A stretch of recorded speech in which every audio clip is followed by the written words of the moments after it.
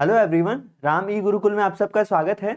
आज हम लोग इंडियन पॉलिटी एंड कॉन्स्टिट्यूशन में संसद के विशेषाधिकार के बारे में डिस्कस करेंगे। देखिए, इस क्लास से पहले हमने लोकसभा, राज्यसभा और संसद की कार्यप्रणाली 3 क्लासेस के डिस्कस की है।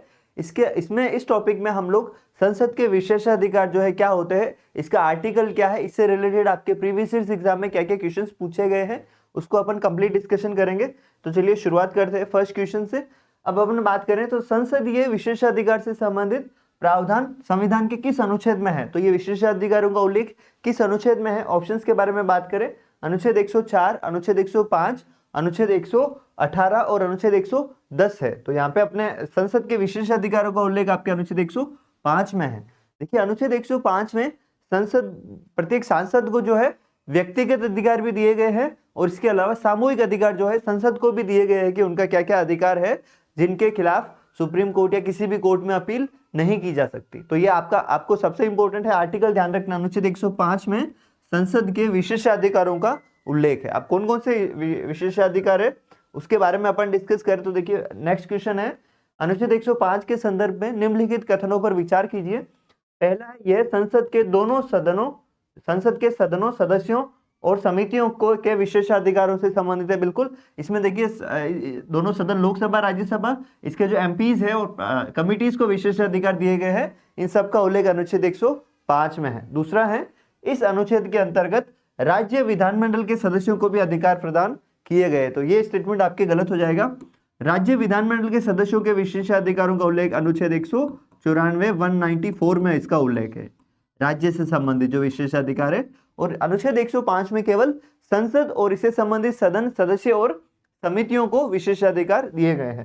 यहाँ पे अपने को पूछा है सही कथन, तो यहाँ पे अपना आंसर रहेगा केवल एक इसमें सही कथन है, दूसरा इसमें आपके गलत कथन हो जाएगा। नेक्स्ट अपन बात करें क्वेश्चन की। नेक्स्ट आपके क्वेश्चन है अभिव्यक्ति की स्वतंत्रता। अब जैसे जो विशेषाधिकार में पहला है अभिव्यक्ति की स्वतंत्रता, जैसे कोई भी सांसद संसद में खड़े होकर किसी के भी बारे में कमेंट करता है तो उसमें क्या अधिकार दिए गए हैं उसके बारे में बात करें। इसमें जैसे फर्स्ट स्टेटमेंट है, संसद के बाहर कही गई बात पर भी सदस्य को पूर्ण छूट प्राप्त होती है। देखिए, संसद में खड़े होकर या संसद में दिया गए बयान पर पूर्ण रूप से उन्हें सुरक्षा प्राप्त होती है।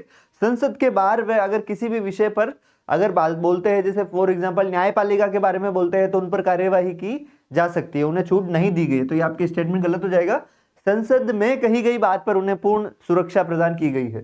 दूसरा है, संसद सदस्य सदन में कही गई बात के लिए किसी न्यायालय में उत्तरदायी नहीं होता। तो ये बिल्कुल सही स्टेटमेंट है कि फॉर एग्जाम्पल में आपको एक एग्जाम्पल देके अपन बात करें तो किसी भी सांसद ने संसद में खड़े होकर न्यायपालिका या किसी की भी ऐसी संस्था के खिलाफ टिप्पणी की है जो कि सही नहीं है, फिर भी उनके खिलाफ कार्यवाही नहीं की जा सकती। किस अनुच्छेद के तहत? तो अनुच्छेद इसमें रहेगा 105 और इसके तहत उन्हें पूर्ण सुरक्षा प्राप्त है। लेकिन यह ध्यान रखना है कि संसद में कही गई बात पर पूर्ण सुरक्षा है, संसद के बाहर उन्हें यह सुरक्षा प्राप्त नहीं है, ये अधिकार उन्हें प्राप्त नहीं है। तो यहाँ पे अपने को ध्यान रखना है सही कथन, तो पहला कथन गलत है, दूसरा सही है। इसका आंसर रहेगा आपके केवल 2। तो ये क्वेश्चन आपके यूपीएससी में पूछा गया था। यहाँ पे ये ध्यान रखना है कि बाहर कोई स्वतंत्रता नहीं है, लेकिन संसद के अंदर दिए गए बयान पर उन्हें पूर्ण सुरक्षा प्राप्त है। नेक्स्ट अपन बात करें क्वेश्चन की, तो नेक्स्ट आपके क्वेश्चन है, संसद सदस्य को गिरफ्तारी से छूट किस स्थिति में प्राप्त होती है। मतलब किसी भी सांसद को गिरफ्तार नहीं किया जा सकता, लेकिन वो किस स्थिति में गिरफ्तार नहीं किया जा सकता, उसमें ऑप्शंस के बारे में बात करें। सभी मामलों में, केवल आपराधिक मामलों में, केवल सिविल मामलों में, या किसी भी स्थिति में नहीं। तो देखिए, गिरफ्तारी से छूट सांसद को सिर्फ सिविल मामलों में दी गई है और वो भी 40 दिन, संसद के अधिवेशन से 40 दिन पूर्व और 40 दिन बाद, 40 दिन पूर्व और 40 दिन बाद तक, ठीक है, 40 दिन बाद तक। इसके अलावा जो है संसद का अधिवेशन जब चल रहा है, संसद का सत्र चल रहा है, तब ये छूट दी गई है केवल और केवल सिविल मामलों में, ठीक है। इसके अलावा अपन बात करें तो आपराधिक मामलों में ऐसी कोई छूट प्राप्त नहीं है। जैसे किसी का क्रिमिनल रिकॉर्ड है, फॉर एग्जांपल अपन बात करें कि यदि कोई सांसद किसी मर्डर में आरोपी है, किसी की हत्या में आरोपी है, तो उन्हें इस तरीके की छूट प्रदान नहीं की जाएगी। केवल सिविल मामलों में इन्हें छूट प्राप्त है, इन्हें गिरफ्तार नहीं किया जा सकता, इन्हें कोर्ट में जो है बयान देने के लिए नहीं बुलाया जा सकता। तो ये चीज याद रखना, सिविल मामलों में, और अवधि क्या है, 40 दिन पूर्व या 40 दिन बाद जो संसद का सत्र चल रहा है। तो अपन नेक्स्ट क्वेश्चन के बारे में बात करें। नेक्स्ट आपके है अब देखिए यही क्वेश्चन पूछ लिया गिरफ्तारी के संदर्भ में, तो छूट के संदर्भ में पहला स्टेटमेंट है सांसद को अधिवेशन के 40 दिन पहले और 40 दिन बाद तक सिविल मामलों में गिरफ्तारी से छूट होती है। बिल्कुल सही स्टेटमेंट है, अपन ने अभी डिस्कस किया। यह छूट आपराधिक मामलों में भी लागू होती है, तो यह छूट आपराधिक मामले नहीं, केवल सिविल मामलों में इन्हें यह छूट प्रदान की गई है। तो यहाँ पे सही स्टेटमेंट पूछा है तो आपके ए आंसर रहेगा, केवल एक इसमें सही आंसर रहेगा। नेक्स्ट अपन बात करें क्वेश्चन की, तो नेक्स्ट आपके क्वेश्चन है संसद के सामूहिक विशेषाधिकार। अभी अपन ने बात की थी व्यक्तिगत विशेषाधिकार जो किसी सांसद को दिए गए हैं, अब सामूहिक विशेषाधिकार क्या है उसके बारे में अपन बात करें तो पहला स्टेटमेंट है संसद न्यायालय द्वारा अपनी कार्यवाही की जांच से मुक्त है। बिल्कुल, संसद क्या कार्य किया है, संसद ने क्या निर्णय लिया है, उसमें कोई भी कोर्ट, चाहे वो सुप्रीम कोर्ट भी हो, वह उसकी जांच नहीं कर सकता।